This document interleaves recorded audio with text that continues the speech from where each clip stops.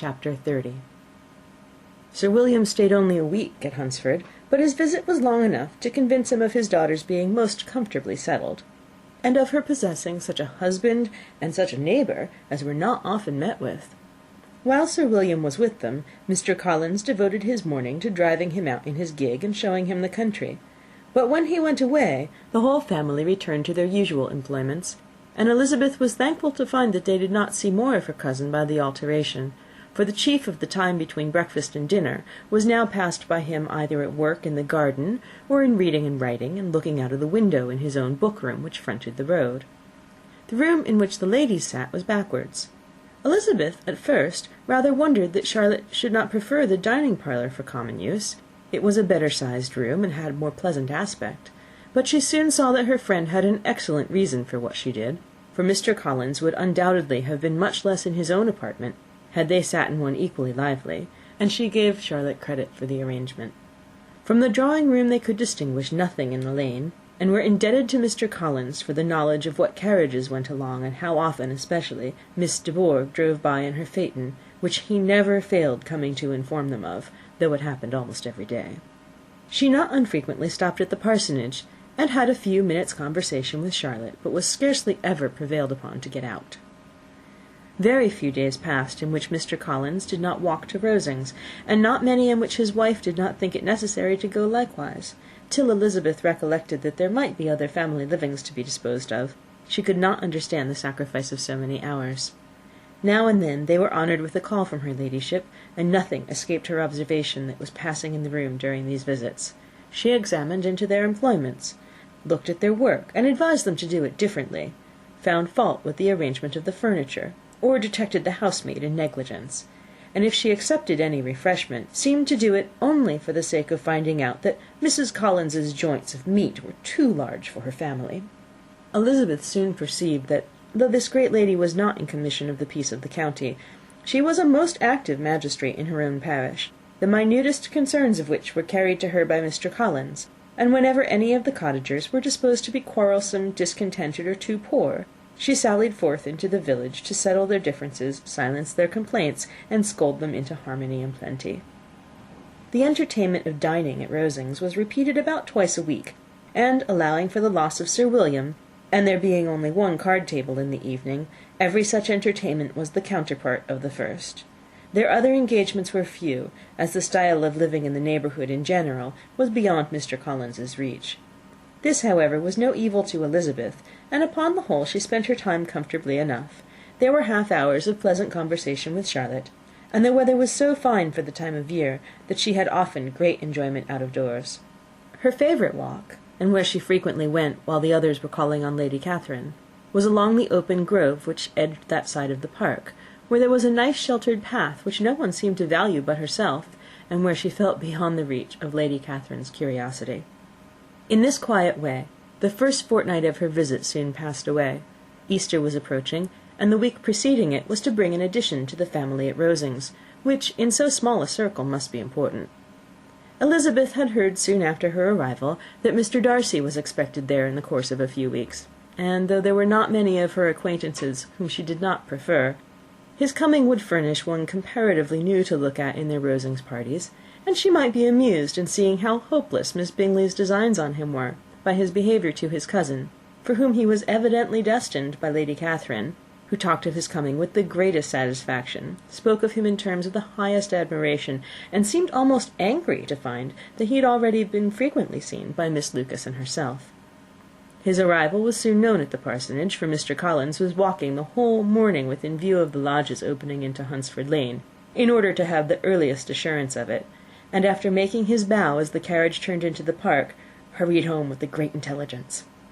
On the following morning he hastened to Rosings to pay his respects.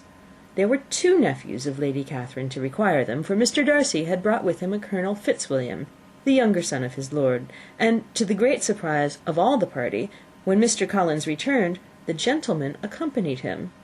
Charlotte had seen them from her husband's room crossing the road, and immediately, running into the other, told the girls what an honour they might expect, adding, "I may thank you, Eliza, for this piece of civility. Mr. Darcy would never have come so soon to wait upon me." Elizabeth had scarcely time to disclaim all right to the compliment, before their approach was announced by the door-bell, and shortly afterwards the three gentlemen entered the room. Colonel Fitzwilliam, who led the way, was about 30, not handsome, but in person and address most truly the gentleman. Mr. Darcy looked just as he had been used to look in Hertfordshire, paid his compliments with the usual reserve to Mrs. Collins, and, whatever might be his feelings towards her friend, met her with every appearance of composure. Elizabeth merely curtsied to him, without saying a word. Colonel Fitzwilliam entered into a conversation directly with the readiness and ease of a well-bred man, and talked very pleasantly, but his cousin, after having addressed a slight observation on the house and garden to Mrs. Collins, sat for some time without speaking to anybody. At length, however, his civility was so far awakened as to inquire of Elizabeth after the health of her family. She answered him in the usual way, and after a moment's pause added, "My eldest sister has been in town these 3 months. Have you never happened to see her there?" She was perfectly sensible that he never had, but she wished to see whether he would betray any consciousness of what had passed between the Bingleys and Jane, and she thought he looked a little confused as he answered that he had never been so fortunate as to meet Miss Bennet. The subject was pursued no farther, and the gentlemen soon afterwards went away. End of Chapter 30. Read by Kristen McQuillan. Tokyo, Japan, November 7th, 2005. Chapter 31. Colonel Fitzwilliam's manners were very much admired at the parsonage, and the ladies all felt that he must add considerably to the pleasures of their engagements at Rosings. It was some days, however, before they received any invitation thither, for while there were visitors in the house they could not be necessary, and it was not till Easter Day, almost a week after the gentlemen's arrival, that they were honoured by such an attention, and then they were merely asked, on leaving church, to come there in the evening. For the last week they had seen very little of Lady Catherine or her daughter. Colonel Fitzwilliam had called at the parsonage more than once during the time, but Mr. Darcy they had only seen at church. The invitation was accepted, of course, and at a proper hour they joined the party in Lady Catherine's drawing-room. Her ladyship received them civilly, but it was plain that their company was by no means so acceptable as when she could get nobody else, and she was, in fact, almost engrossed by her nephews, speaking to them, especially to Darcy, much more than to any other person in the room. Colonel Fitzwilliam seemed really glad to see them. Anything was a welcome relief to him at Rosings, and Mrs. Collins's pretty friend had moreover caught his fancy very much. He now seated himself by her, and talked so agreeably of Kent and Hertfordshire, of travelling and staying at home, of new books and music, that Elizabeth had never been half so well entertained in that room before, and they conversed with so much spirit and flow as to draw the attention of Lady Catherine herself, as well as of Mr. Darcy. His eyes had been soon and repeatedly turned toward them with a look of curiosity, and that her ladyship, after a while, shared the feeling, was more openly acknowledged, for she did not scruple to call out, "What is that you are saying, Fitzwilliam? What is it you are talking of? What are you telling Miss Bennet? Let me hear what it is." "We are speaking of music, madam," he said, when no longer able to avoid a reply. "Of music? Then pray speak aloud. It is of all subjects my delight. I must have my share in the conversation if you are speaking of music. There are few people in England, I suppose, who have more true enjoyment of music than myself, or a better natural taste. If I had ever learnt, I should have been a great proficient. And so would Anne, if her health had allowed her to apply. I am confident that she would have performed delightfully. How does Georgiana get on, Darcy?" Mr. Darcy spoke with affectionate praise of his sister's proficiency. "I am very glad to hear such a good account of her," said Lady Catherine, "and pray tell her from me that she cannot expect to excel if she does not practise a good deal." "I assure you, madam," he replied, "that she does not need such advice. She practises very constantly." "So much the better.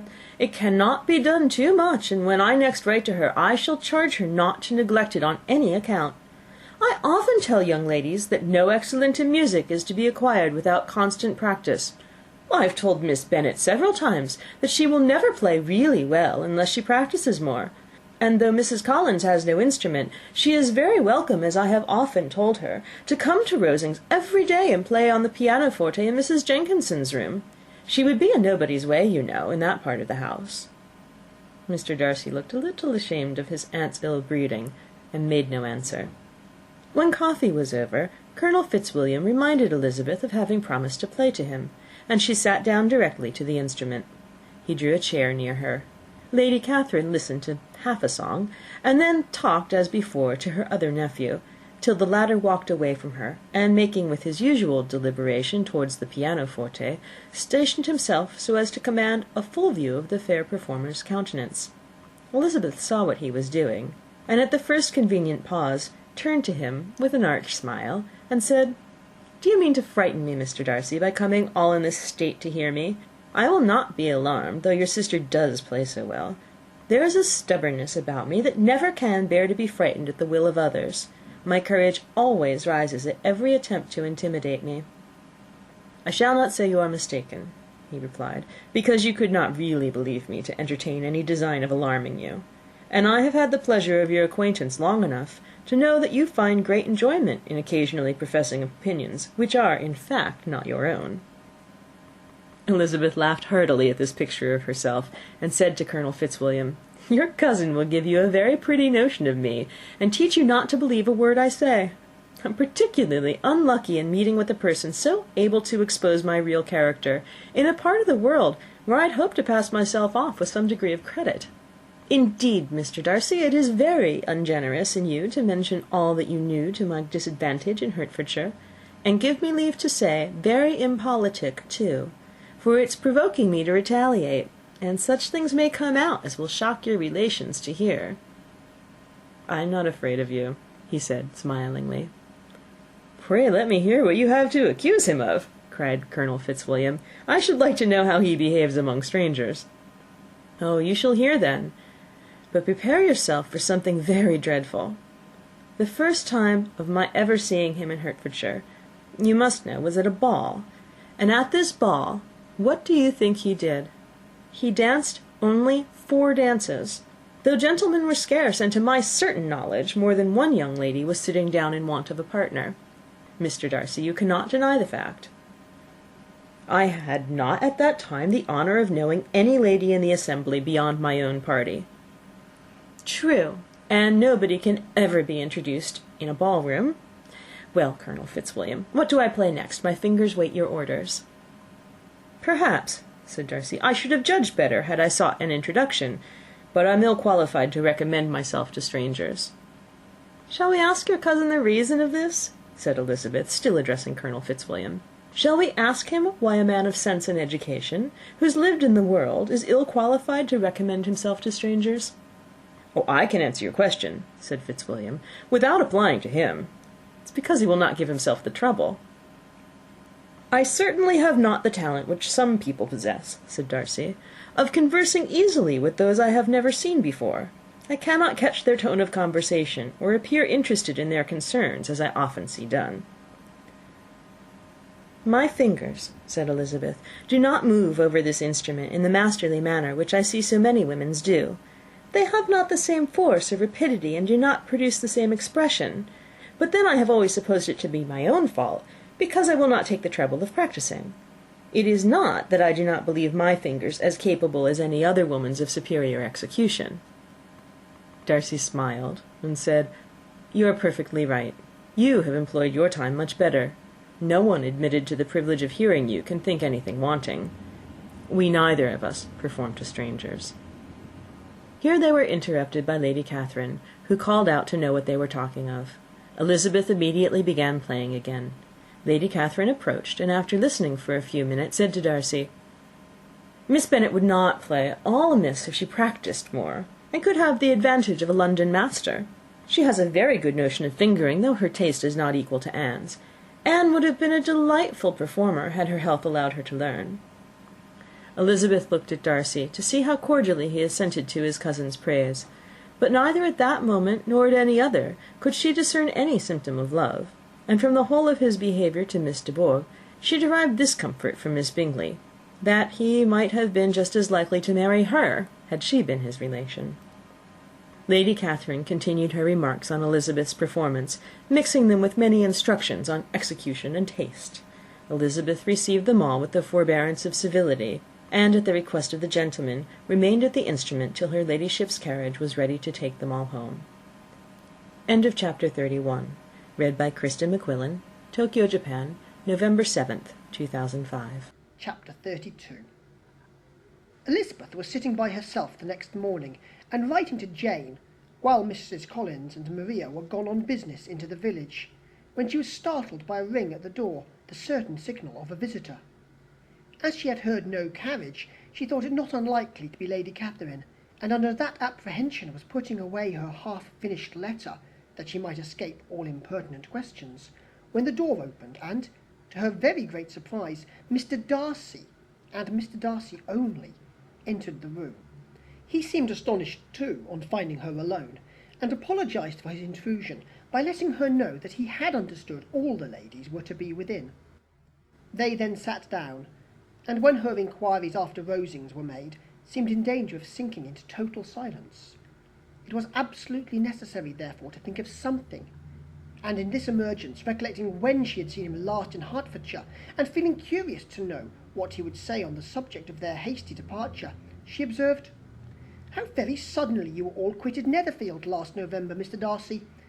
It must have been a most agreeable surprise to Mr. Bingley to see you all after him so soon, for if I recollect right, he went but the day before. He and his sisters were well, I hope, when you left London?" "Perfectly so, I thank you." She found that she was to receive no other answer, and after a short pause added, "I think I have understood that Mr. Bingley has not much idea of ever returning to Netherfield again." "I have never heard him say so, but it is probable that he may spend very little of his time there in the future. He has many friends, and is at a time of life when friends and engagements are continually increasing. If he means to be but little at Netherfield, it would be better for the neighbourhood that he should give up the place entirely, for then we might possibly get a settled family there. But perhaps Mr. Bingley did not take the house so much for the convenience of the neighbourhood as for his own, and we must expect him to keep it or quit it on the same principle." "I should not be surprised," said Darcy, "if he were to give it up as soon as any eligible purchase offers." Elizabeth made no answer. She was afraid of talking longer of his friend, and having nothing else to say, was now determined to leave the trouble of finding a subject to him. He took the hint, and soon began with, "This seems a very comfortable house. Lady Catherine, I believe, did a great deal to it when Mr. Collins first came to Hunsford." "I believe she did. I'm sure she could not have bestowed her kindness on a more grateful object."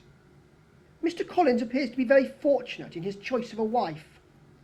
"Yes, indeed. His friends may well rejoice in his having met with one of the very few sensible women who would have accepted him, or have made him happy if they had. My friend has an excellent understanding, though I am not certain that I consider her marrying Mr. Collins as the wisest thing she ever did. She seems perfectly happy, however, and in a prudential light it is certainly a very good match for her." "It must be very agreeable for her to be settled within so easy a distance of her own family and friends." "An easy distance, do you call it? It's nearly 50 miles. "And what is 50 miles of good road? Little more than half a day's journey. Yes, I call it a very easy distance." "I should never have considered the distance as one of the advantages of the match," cried Elizabeth. "I should never have said Mrs. Collins was settled near her family." "It is proof of your own attachment to Hertfordshire. Anything beyond the neighbourhood of Longbourn, I suppose, would appear far." As he spoke, there was a sort of smile which Elizabeth fancied she understood. He must be supposing her to be thinking of Jane and Netherfield, and she blushed as she answered, "I do not mean to say that a woman may not be settled too near her family. The far and the near must be relative, and depend on many varying circumstances. Where there is fortune to make the expenses of travelling unimportant, distance becomes no evil. But that is not the case here. Mr. and Mrs. Collins have a comfortable income, but not such a one as will allow frequent journeys, and I am persuaded my friend would not call herself near her family under less than half the present distance." Mr. Darcy drew his chair a little towards her, and said, "You cannot have a right to such very strong local attachment. You cannot have always been at Longbourn." Elizabeth looked surprised. The gentleman experienced some change of feeling. He drew back his chair, took a newspaper from a table, and glancing over it, said, in a colder voice, "Are you pleased with Kent?" A short dialogue on the subject of the country ensued, on either side calm and concise, and soon put an end to by the entrance of Charlotte and her sister, just returned from her walk. The tete-a-tete surprised them. Mr. Darcy related the mistake which had occasioned his intruding on Miss Bennet, and after sitting a few minutes longer without saying much to anybody, went away. "What can be the meaning of this?" said Charlotte as soon as he was gone. "My dear Eliza, he must be in love with you, or he would never have called us in this familiar way." But when Elizabeth told of his silence, it did not seem very likely, even to Charlotte's wishes, to be the case, and after various conjectures, they could at last only suppose his visit to proceed from the difficulty of finding anything to do, which was the more probable from the time of year. All field sports were over. Within doors there was Lady Catherine, books, and a billiard table, but gentlemen cannot always be within doors, and in the nearness of the parsonage, or the pleasantness of the walk to it, or of the people who lived in it, the two cousins found a temptation from this period of walking thither almost every day. They called at various times of the morning, sometimes separately, sometimes together, and now and then accompanied by their aunt. It was plain to them all that Colonel Fitzwilliam came because he had pleasure in their society, a persuasion which of course recommended him still more, and Elizabeth was reminded by her own satisfaction in being with him, as well as by her evident admiration of her former favourite George Wickham, and though in comparing them she saw there was less captivating softness in Colonel Fitzwilliam's manners, she believed he might have the best informed mind. But why Mr. Darcy came so often to the parsonage it was more difficult to understand. It could not be for society, as he frequently sat there 10 minutes together without opening his lips, and when he did speak, it seemed the effort of necessity rather than of choice, a sacrifice to propriety, not a pleasure to himself. He seldom appeared really animated. Mrs. Collins knew not what to make of him. Colonel Fitzwilliam's occasionally laughing at his stupidity proved that he was generally different, which her own knowledge of him could not have told her, and as she would like to have believed that this changed the effect of love, and the object of that love her friend Eliza, she set herself seriously to work to find it out. She watched him whenever they were at Rosings, and whenever he came to Hunsford, but without much success. He certainly looked at her friend a great deal, but the expression of that look was disputable. It was an earnest, steadfast gaze, but she often doubted whether there were much admiration in it, and sometimes it seemed nothing but absence of mind. She had once or twice suggested to Elizabeth the possibility of his being partial to her, but Elizabeth always laughed at the idea, and Mrs. Collins did not think it right to press the subject, from the danger of raising expectations which might only end in disappointment, for in her opinion it admitted not a doubt that all her friend's dislike would vanish if she could suppose him to be in her power. In her kind schemes for Elizabeth, she sometimes planned her marrying Colonel Fitzwilliam. He was beyond comparison the most pleasant man. He certainly admired her, and his situation in life was most eligible. But to counterbalance these advantages, Mr. Darcy had considerable patronage in the church, and his cousin could have none at all. Chapter 33. More than once did Elizabeth, in her ramble within the park, unexpectedly meet Mr. Darcy. She felt all the perverseness of the mischance that should bring him where no one else was brought, and, to prevent its ever happening again, took care to inform him at first that it was a favourite haunt of hers. How it could occur a second time, therefore, was very odd. Yet it did, and even a third. It seemed like wilful ill-nature, or a voluntary penance, for on those occasions it was not merely a few formal inquiries and an awkward pause and then away, but he actually thought it necessary to turn back and walk with her. He never said a great deal, nor did she give herself the trouble of talking or of listening much, but it struck her in the course of their third rencontre that he was asking some odd, unconnected questions about her pleasure in being at Hunsford, her love of solitary walks, and her opinion of Mr. and Mrs. Collins's happiness, and that in speaking of Rosings and her not perfectly understanding the house, he seemed to expect that whenever she came into Kent again, she would be staying there too. His words seemed to imply it. Could he have Colonel Fitzwilliam in his thoughts? She supposed, if he meant anything, he must mean an allusion to what might arise in that quarter. It distressed her a little, and she was quite glad to find herself at the gate in the pales opposite the parsonage. She was engaged one day as she walked in perusing Jane's last letter, and dwelling on some passages which proved that Jane had not written in spirits, when instead of being again surprised by Mr. Darcy, she saw on looking up that Colonel Fitzwilliam was meeting her. Putting away the letter immediately, and forcing a smile, she said, "I did not know before that you ever walked this way." "I have been making a tour of the park," he replied, "as I generally do every year, and intend to close it with a call at the parsonage. Are you going much farther?" "No, I should have turned in a moment." And accordingly she did turn, and they walked towards the parsonage together. "Do you certainly leave Kent on Saturday?" said she. "Yes, if Darcy does not put it off again, but I am at his disposal. He arranges the business just as he pleases. And if not able to please himself in the arrangement, he has at least pleasure in the great power of choice. I do not know anybody who seems to enjoy the power of doing what he likes more than Mr. Darcy." "He likes to have his own way very well," replied Colonel Fitzwilliam, "but so we all do. It is only that he has better means of having it than many others, because he is rich, and many others are poor. I speak feelingly. A younger son, you know, must be inured to self-denial and dependence. In my opinion, the younger son of an earl can know very little of either. Now, seriously, what have you ever known of self-denial and dependence? When have you been prevented by want of money from going wherever you choose, or procuring anything you had a fancy for? These are home questions, and perhaps I cannot say that I have experienced many hardships of that nature. But in matters of greater weight, I may suffer from want of money. Younger sons cannot marry where they like, unless where they like women of fortune, which I think they very often do. Our habits of expense make us too dependent, and there are too many in my rank of life who can afford to marry without some attention to money."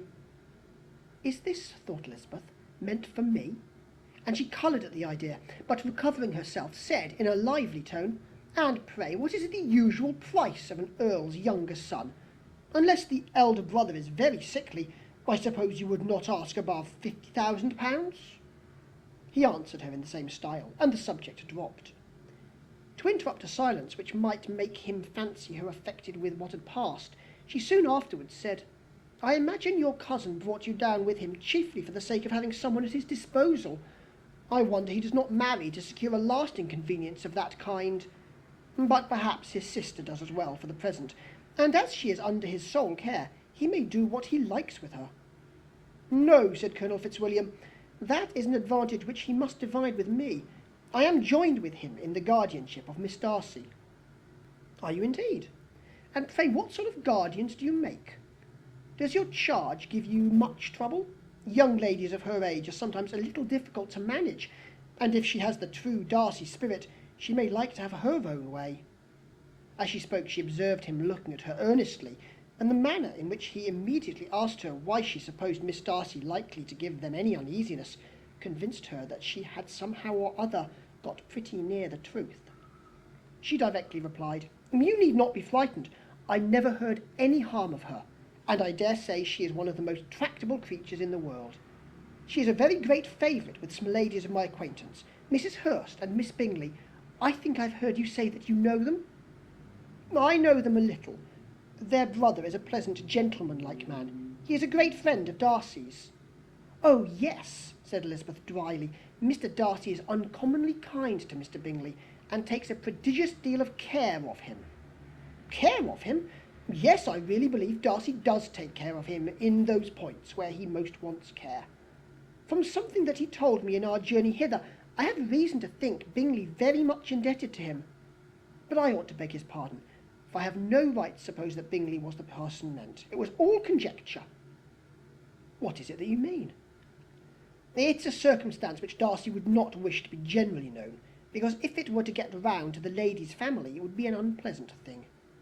You may depend on my not mentioning it. And remember that I have not much reason for supposing it to be Bingley.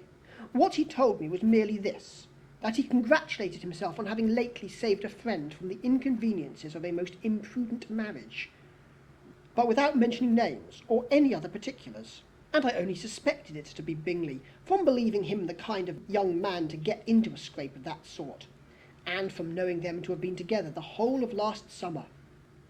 Did Mr. Darcy give you reasons for this interference? I understand there were some very strong objections against the lady.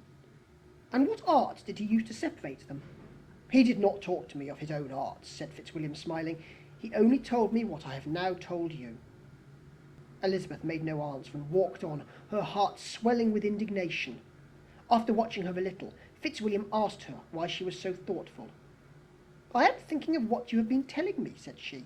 Your cousin's conduct does not suit my feelings. Why was he to be the judge? You are rather disposed to call his interference officious? I do not see what right Mr. Darcy had to decide on the propriety of his friend's inclination, or why, upon his judgment alone, he was to determine and direct in what manner his friend was to be happy. But, she continued, recollecting herself, as we know none of the particulars, it is not fair to condemn him. It is not to be supposed that there was much affection in the case. That is not an unnatural surmise, said Fitzwilliam, but it is a lessening of the honour of my cousin's triumph, very sadly. This was spoken jestingly, but it appeared to her so just a picture of Mr. Darcy that she would not trust herself with an answer, and therefore, abruptly changing the conversation, talked on indifferent matters until they reached the parsonage. There, shut into her own room, as soon as their visitor left them, she could think without interruption of all that she had heard. It was not to be supposed that any other people could be meant than those with whom she was connected. There could not exist in the world two men over whom Mr. Darcy could have such boundless influence. That he had been concerned in the measures taken to separate Bingley and Jane she had never doubted, but she had always attributed to Miss Bingley the principal design and arrangement of them. If his own vanity, however, did not mislead him, he was the cause. His pride and caprice were the cause of all that Jane had suffered, and still continued to suffer. He had ruined for a while every hope of happiness for the most affectionate, most generous heart in the world, and no one could say how lasting an evil he might have inflicted. There were some very strong objections against the lady, were Colonel Fitzwilliam's words, and those strong objections probably were her having one uncle who was a country attorney, and another who was in business in London. To Jane herself, she exclaimed, there could be no possibility of objection, all loveliness and goodness as she is, her understanding excellent, her mind improved, and her manners captivating. Neither could anything be urged against my father, who, though with some peculiarities, has abilities Mr. Darcy himself need not disdain, and respectability which he will probably never reach. When he thought of her mother, her confidence gave way a little, but she would not allow that any objections there had material weight with Mr. Darcy, whose pride, she was convinced, would receive a deeper wound from the want of importance in his friend's connections than from their want of sense. And she was quite decided at last that he had been partly governed by this worst kind of pride, and partly by the wish of retaining Mr. Bingley for his sister. The agitation and tears which the subject occasioned brought on a headache, and it grew so much worse towards the evening that, added to her unwillingness to see Mr. Darcy, it determined her not to attend her cousins to Rosings, where they were engaged to drink tea. Mrs. Collins, seeing that she was really unwell, did not press her to go, and as much as possible prevented her husband from pressing her. But Mr. Collins could not conceal his apprehension at Lady Catherine's being rather displeased by her staying at home. End of chapter 33. Chapters 34 and 35. Chapter 34. When they were gone, Elizabeth, as if intending to exasperate herself as much as possible against Mr. Darcy, chose for her employment the examination of all the letters which Jane had written to her since being in Kent. They contained no actual complaint, nor was there any revival of past occurrences, or any communication of present suffering.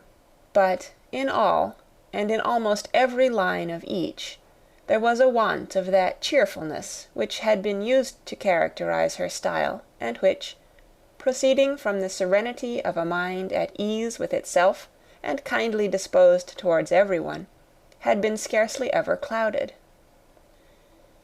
Elizabeth noticed every sentence conveying the idea of uneasiness, with an attention which it had hardly received on the first perusal.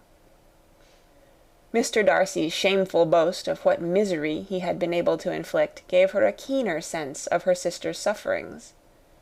It was some consolation to think that his visit to Rosings was to end on the day after the next, and, a still greater, that in less than a fortnight she should herself be with Jane again, and enabled to contribute to the recovery of her spirits by all that affection could do.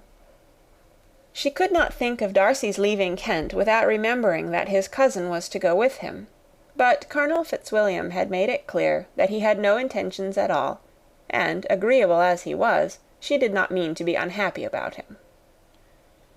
While settling this point, she was suddenly roused by the sound of the door-bell, and her spirits were a little fluttered by the idea of its being Colonel Fitzwilliam himself, who had once before called late in the evening, and might now come to inquire particularly after her. But this idea was soon banished, and her spirits were very differently affected when, to her utter amazement, she saw Mr. Darcy walk into the room. In a hurried manner he immediately began an inquiry after her health, imputing his visit to a wish of hearing that she were better. She answered him with cold civility. He sat down for a few moments, and then getting up, walked about the room. Elizabeth was surprised, but said not a word.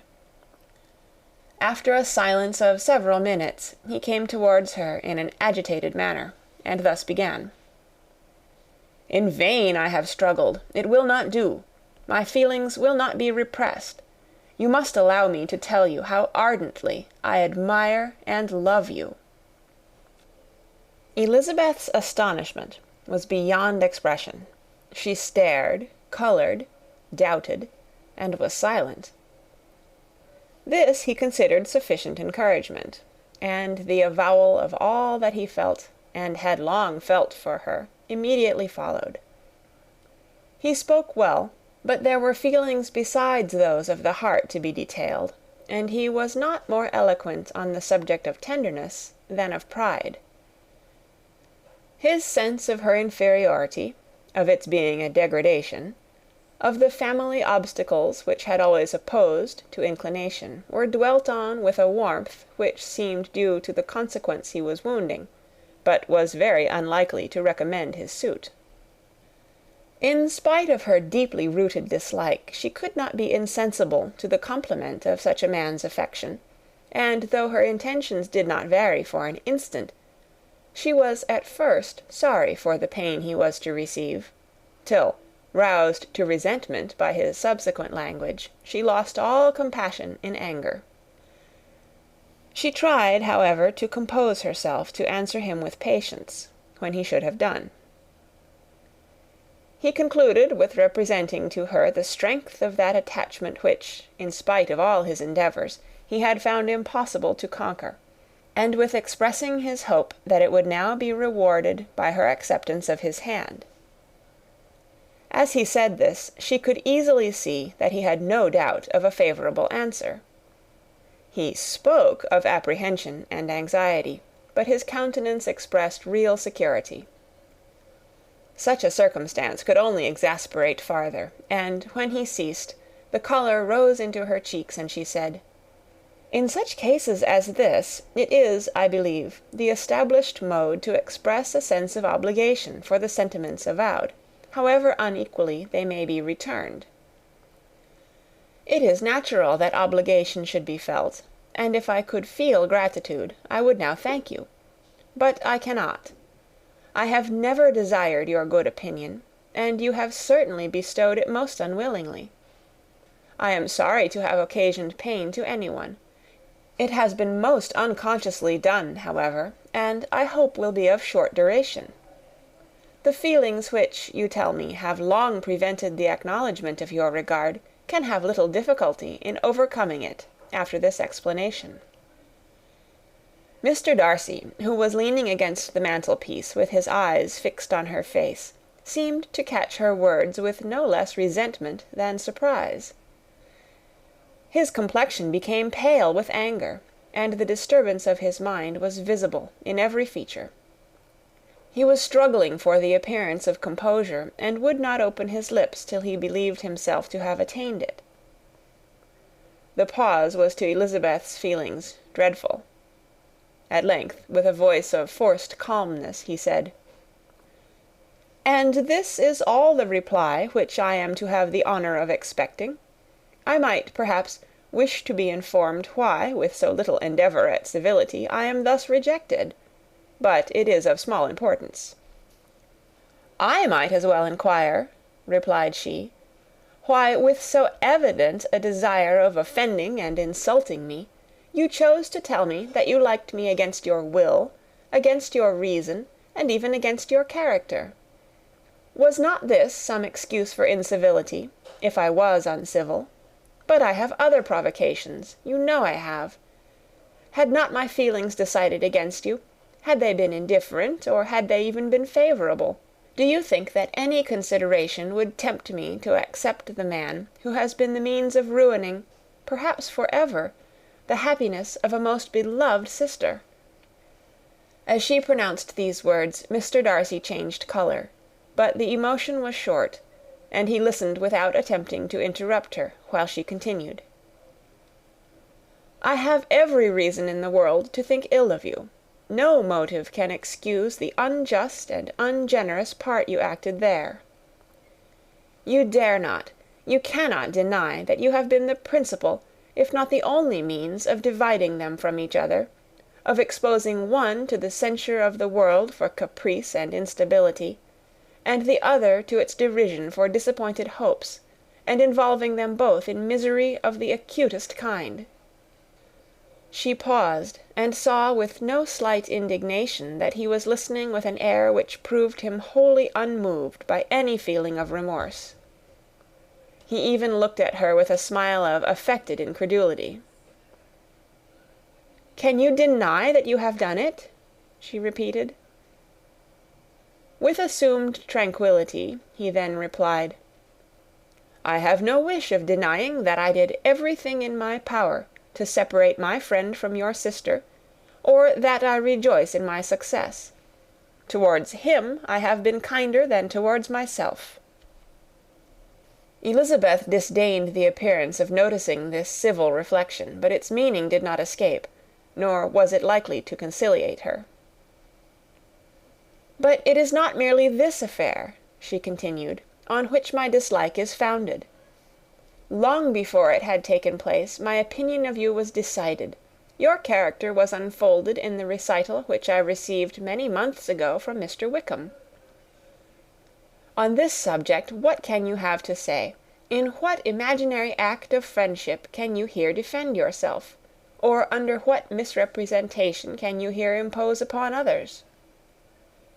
"You take an eager interest in that gentleman's concerns," said Darcy, in a less tranquil tone, and with a heightened colour. "Who that knows what his misfortunes have been can help feeling an interest in him?"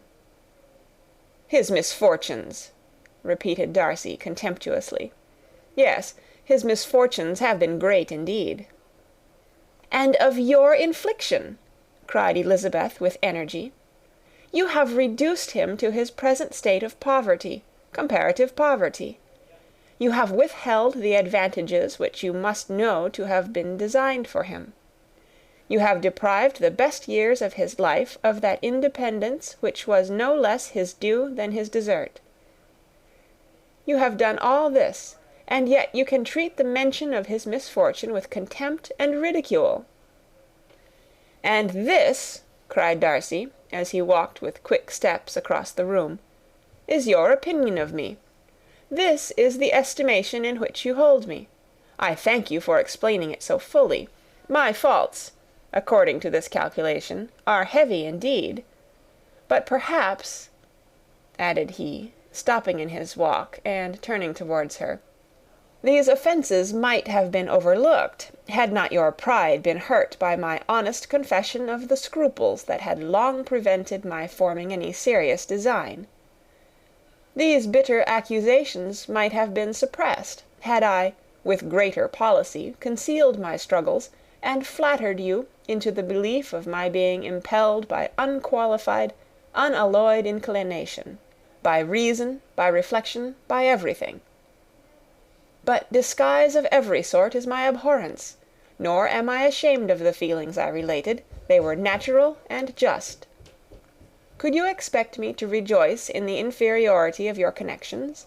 To congratulate myself on the hope of relations whose condition in life is so decidedly beneath my own?" Elizabeth felt herself growing more angry every moment, yet she tried to the utmost to speak with composure when she said, "You are mistaken, Mr. Darcy, if you suppose that the mode of your declaration affected me in any other way than as it spared the concern which I might have felt in refusing you, had you behaved in a more gentlemanlike manner." She saw him start at this, but he said nothing, and she continued, "You could not have made the offer of your hand in any possible way that would have tempted me to accept it." Again his astonishment was obvious, and he looked at her with an expression of mingled incredulity and mortification.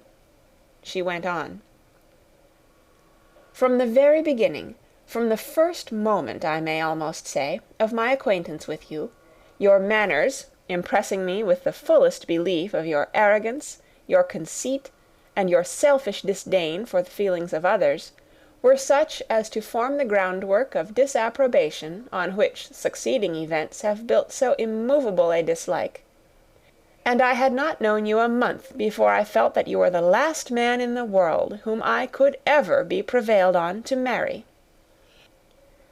"You have said quite enough, madam.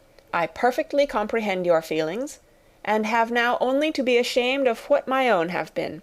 Forgive me for having taken up so much of your time, and accept my best wishes for your health and happiness."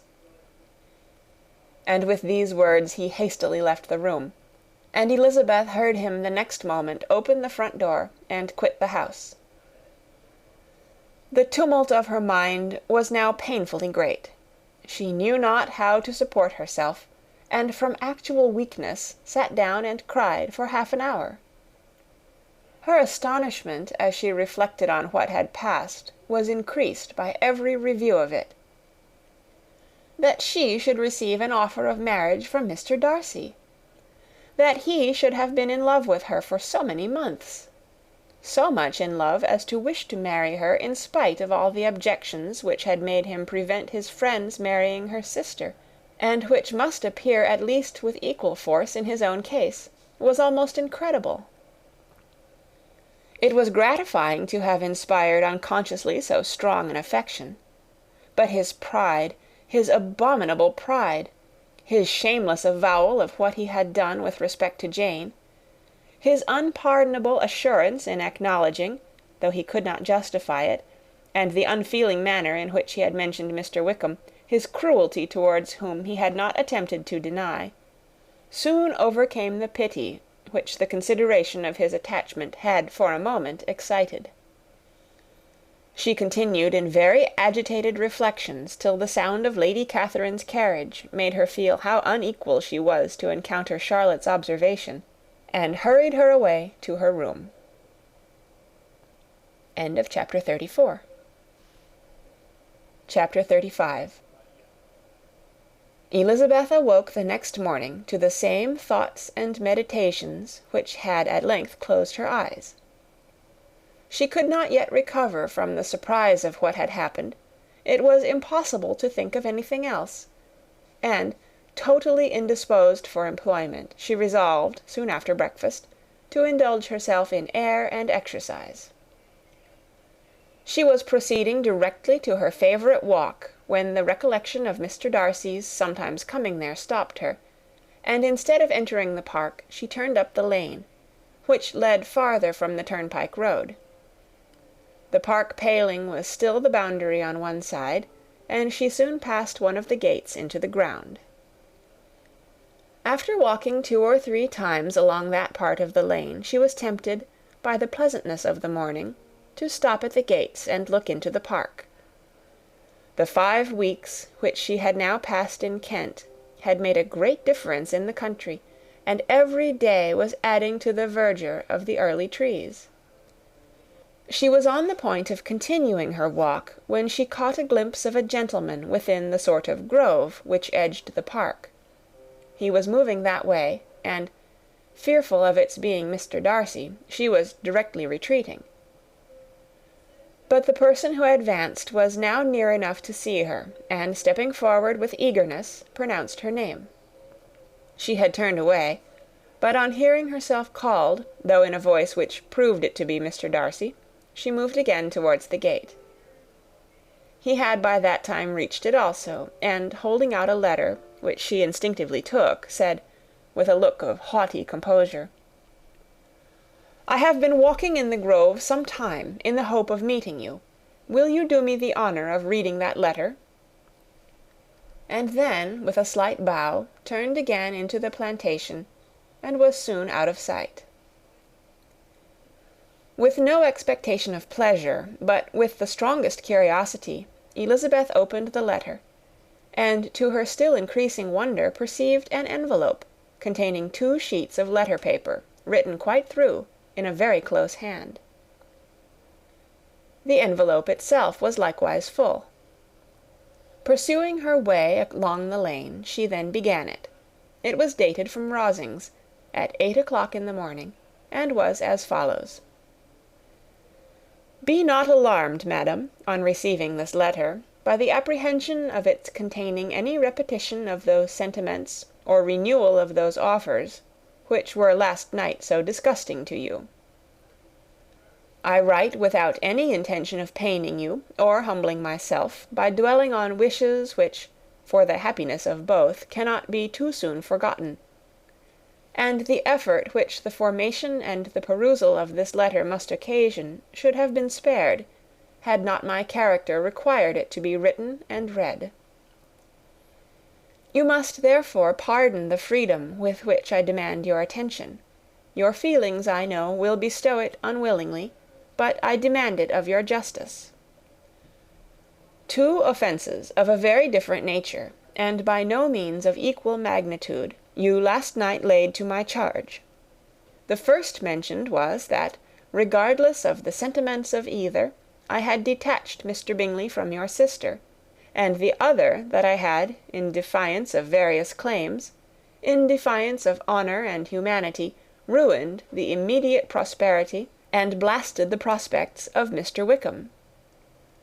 Wilfully and wantonly to have thrown off the companion of my youth, the acknowledged favourite of my father, a young man who had scarcely any other dependence than on our patronage, and who had been brought up to expect its exertion, would be a depravity to which the separation of 2 young persons, whose affection could be the growth of only a few weeks, could bear no comparison. But from the severity of that blame which was last night so liberally bestowed, respecting each circumstance, I shall hope to be in the future secured, when the following account of my actions and their motives has been read. If, in the explanation of them, which is due to myself, I am under the necessity of relating feelings which may be offensive to yours, I can only say that I am sorry. The necessity must be obeyed, and further apology would be absurd. I had not been long in Hertfordshire before I saw, in common with others, that Bingley preferred your elder sister to any other young woman in the country. But it was not till the evening of the dance at Netherfield that I had any apprehension of his feeling a serious attachment. I had often seen him in love before. At that ball, while I had the honour of dancing with you, I was first made acquainted, by Sir William Lucas's accidental information, that Bingley's attentions to your sister had given rise to a general expectation of their marriage. He spoke of it as a certain event, of which the time alone could be undecided. From that moment I observed my friend's behaviour attentively, and I could then perceive that his partiality for Miss Bennet was beyond what I had ever witnessed in him. Your sister I also watched. Her look and manners were open, cheerful, and engaging as ever, but without any symptom of peculiar regard, and I remained convinced from the evening's scrutiny that though she received his attentions with pleasure, she did not invite them by any participation of sentiment. If you have not been mistaken here, I must have been in error. Your superior knowledge of your sister must make the latter probable. If it be so, if I have been misled by such error to inflict pain on her, your resentment has not been unreasonable. But I shall not scruple to assert that the serenity of your sister's countenance and air was such as might have given the most acute observer a conviction that, however amiable her temper, her heart was not likely to be easily touched. That I was desirous of believing her indifferent is certain, but I will venture to say that my investigation and decisions are not usually influenced by my hopes or fears. I did not believe her to be indifferent because I wished it. I believed it on impartial conviction, as truly as I wished it in reason. My objections to the marriage were not merely those which I last night acknowledged to have the utmost force of passion to put aside, in my own case. The want of connection could not be so great an evil to my friend as to me. But there were other causes of repugnance, causes which, though still existing, and existing to an equal degree in both instances, I had myself endeavoured to forget, because they were not immediately before me. These causes must be stated, though briefly.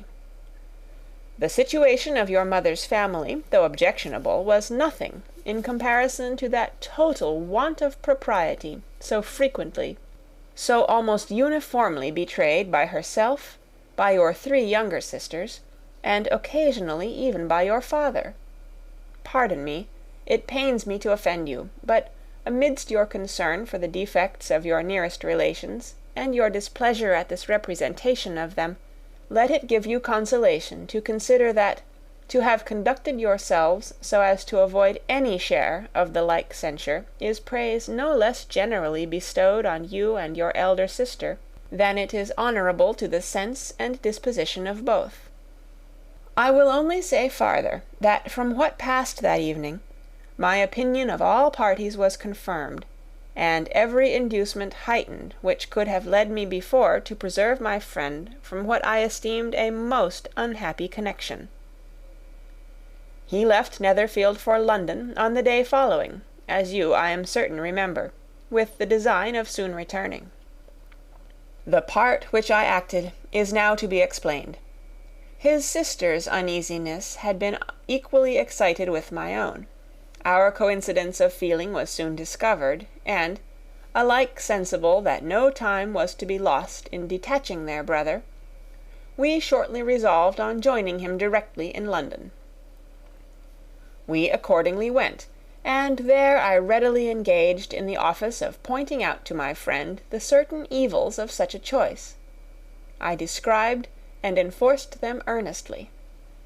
But, however this remonstrance might have staggered or delayed his determination, I do not suppose that it would ultimately have prevented the marriage, had it not been seconded by the assurance that I hesitated not in giving of your sister's indifference.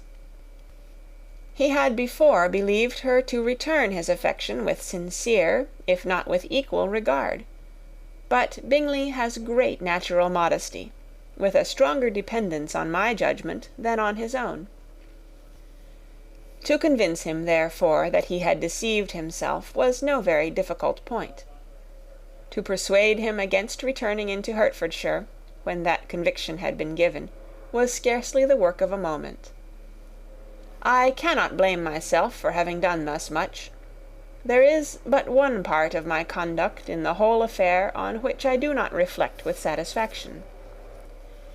It is that I condescended to adopt the measures of art so far as to conceal from him your sister's being in town. I knew it myself, as it was known to Miss Bingley, but her brother is even yet ignorant of it. That they might have met without ill consequence is perhaps probable, but his regard did not appear to me enough extinguished for him to see her without some danger. Perhaps this concealment, this disguise, was beneath me. It is done, however, and it was done for the best. On this subject I have nothing more to say, no other apology to offer. If I have wounded your sister's feelings, it was unknowingly done. and though the motives which governed me may to you very naturally appear insufficient, I have not yet learnt to condemn them. With respect to that other, more weighty accusation, of having injured Mr. Wickham, I can only refute it by laying before you the whole of his connection with my family. Of what he has particularly accused me I am ignorant, but of the truth of what I shall relate I can summon more than one witness of undoubted veracity.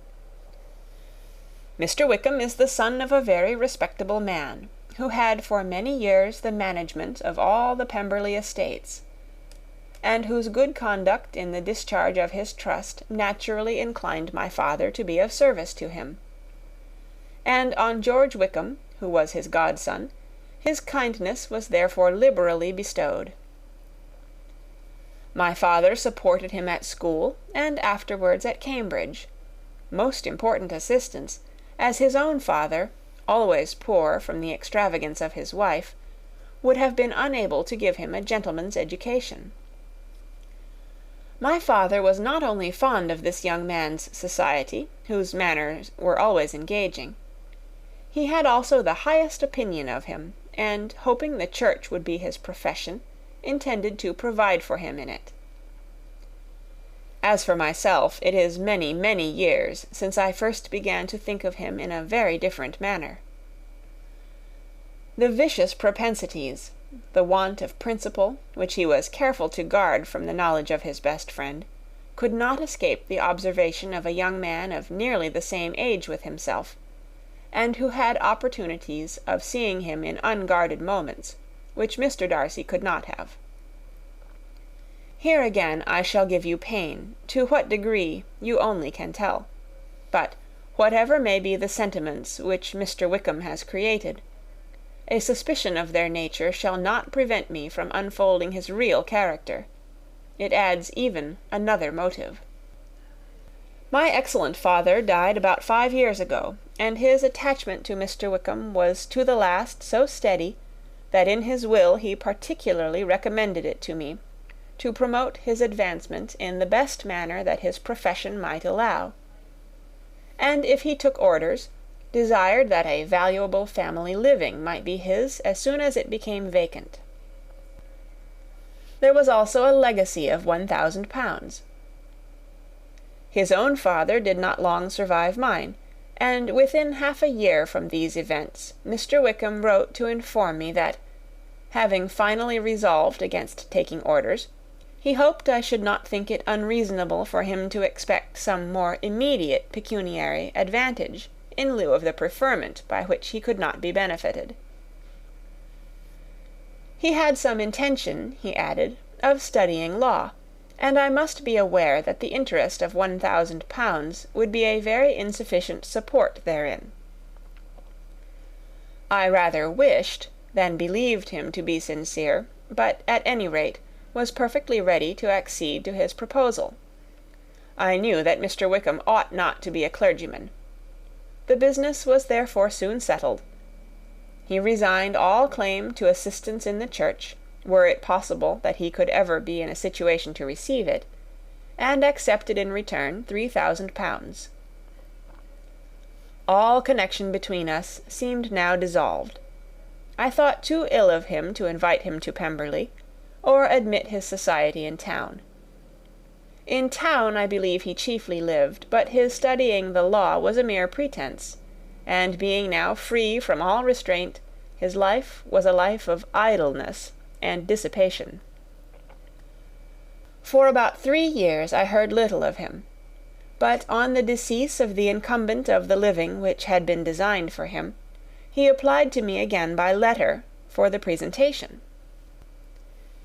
His circumstances, he assured me, and I had no difficulty in believing it, were exceedingly bad. He had found the law a most unprofitable study, and was now absolutely resolved on being ordained, if I would present him to the living in question, of which he trusted there could be little doubt, as he was well assured that I had no other person to provide for, and I could not have forgotten my revered father's intentions. You will hardly blame me for refusing to comply with this entreaty, or for resisting every repetition to it. His resentment was in proportion to the distress of his circumstances, and he was doubtless as violent in his abuse of me to others as in his reproaches to myself. After this period every appearance of acquaintance was dropped. How he lived I know not, but last summer he was again most painfully obtruded on my notice. I must now mention a circumstance which I would wish to forget myself, and which no obligation less than the present should induce me to unfold to any human being. Having said thus much, I feel no doubt of your secrecy. My sister, who is more than 10 years my junior, was left to the guardianship of my mother's nephew, Colonel Fitzwilliam, and myself. About a year ago she was taken from school, and an establishment formed for her in London, and last summer she went with the lady who presided over it to Ramsgate, and thither also went Mr. Wickham, undoubtedly by design, for there proved to have been a prior acquaintance between him and Mrs. Young, in whose character we were most unhappily deceived, and by her connivance and aid he so far recommended himself to Georgiana, whose affectionate heart retained a strong impression of his kindness to her as a child, that she was persuaded to believe herself in love, and to consent to an elopement. She was then but 15, which must be her excuse, and after stating her imprudence I am happy to add that I owed the knowledge of it to herself. I joined them unexpectedly a day or two before the intended elopement, and then Georgiana, unable to support the idea of grieving and offending a brother whom she almost looked up to as a father, acknowledged the whole to me. You may imagine what I felt, and how I acted. Regard for my sister's credit and feelings prevented any public exposure, but I wrote to Mr. Wickham, who left the place immediately, and Mrs. Young was of course removed from her charge. Mr. Wickham's chief object was unquestionably my sister's fortune, which is 30,000 pounds, but I cannot help supposing that the hope of revenging himself on me was a strong inducement. His revenge would have been complete indeed.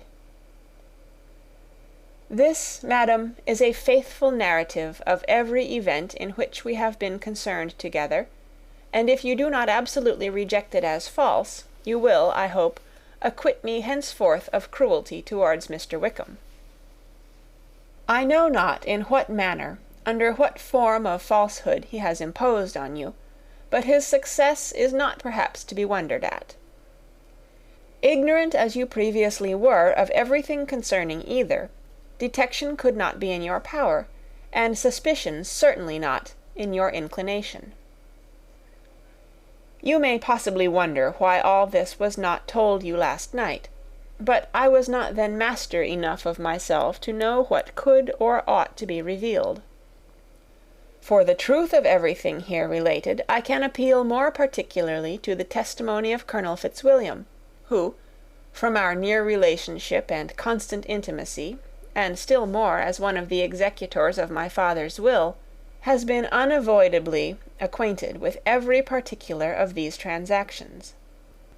If your abhorrence of me should make my assertions valueless, you cannot be prevented by the same cause from confiding in my cousin, and that there may be the possibility of consulting him, I shall endeavour to find some opportunity of putting this letter in your hands in the course of the morning. I will only add, God bless you. Fitzwilliam Darcy. End of chapter 35.